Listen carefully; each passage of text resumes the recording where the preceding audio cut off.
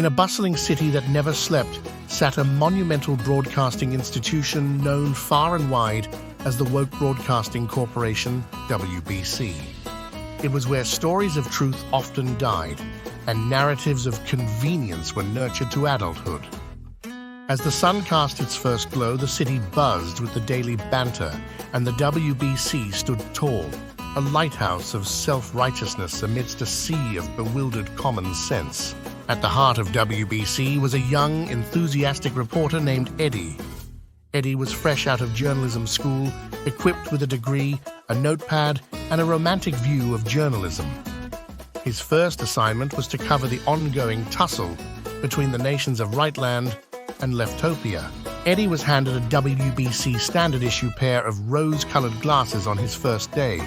With those on, Rightland's actions appeared aggressive, while Leftopia's were always defensive.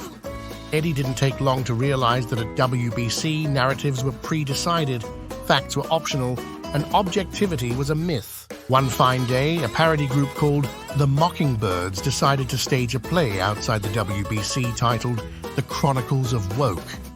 It was a hilarious take on the WBC's daily circus, mirroring the absurdity that had become of journalism within its walls. Eddie, who happened to witness the play, found himself laughing along with the crowd at the caricatures of his colleagues, who were portrayed as knights in shining armor, defending the castle of wokeness from the dragons of common sense. The following day, news spread through the WBC about the Mockingbirds' performance. While the higher-ups were furious, a smile played on Eddie's lips. The Mockingbirds had sowed a seed of rebellion within him. Under the guise of night, Eddie began meeting with the Mockingbirds. Together, they crafted satirical news segments that highlighted the ridiculousness of the WBC's narrative.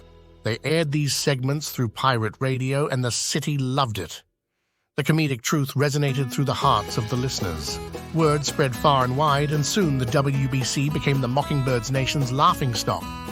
With Eddie as their undercover ally, the Mockingbirds continued to poke fun at the WBC's lack of objectivity, making the institution synonymous with comic relief rather than credible news.